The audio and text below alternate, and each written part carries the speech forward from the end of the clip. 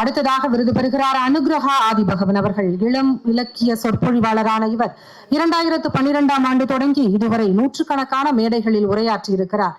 தமிழகத்தின் அனைத்து மாவட்டங்கள் அல்லாமல் வட இந்தியா, ஆஸ்திரேலியா, சிங்கப்பூர், வட அமெரிக்கா போன்ற இடங்களில் பல்வேறு பட்டிமன்ற கருத்தரங்குகள், ஆன்மீக சொற்பொழிவுகள், இலக்கிய உரைகள், 30க்கும் மேற்பட்ட கல்லூரிகளில் சிறப்புரை என இவரது இலக்கிய பயணம் தொடர்ந்து கொண்டே இருக்கிறது. சென்னை கம்பன் கழக பேச்சு போட்டியில் 36இல் பங்கேற்று 36லும் பரிசு பெற்றிருக்கிறார்.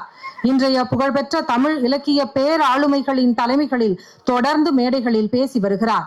தினமணியின் சிந்தனை செல்வி விருது, சென்னை கம்பன் கழக விருது, பாரதி சேவை செம்மல் விருது, இளம் நாவலர் விருது, அறம் தமிழ் பண்பாட்டு மையம் சார்பில் ஆற்றல் இளவரசி விருது உள்ளிட்ட பல்வேறு விருதுகளை பெற்றுள்ள அனுகிரகா அவர்கள்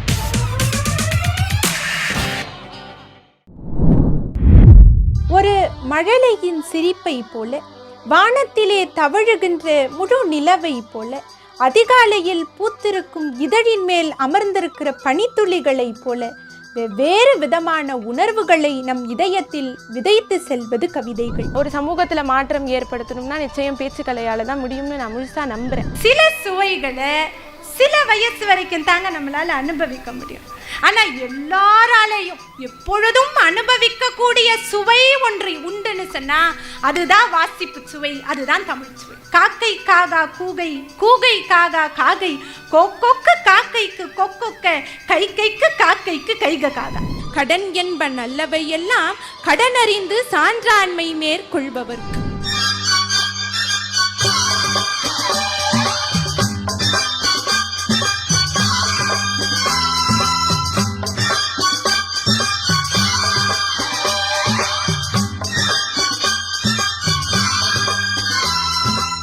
ஜல்லிக்கட்டுல கூட பணிஞ்சு போற மாடு தோத்து போயிரும், துணிஞ்சு நிக்கிற வீரன் தான் ஜெயிப்பான்.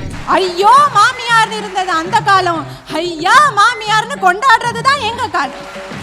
பெண்ணுக்கான போராட்டத்தை ராமாயணமும் மண்ணுக்கான போராட்டத்தை மகாபாரதமும் சொல்கிறது.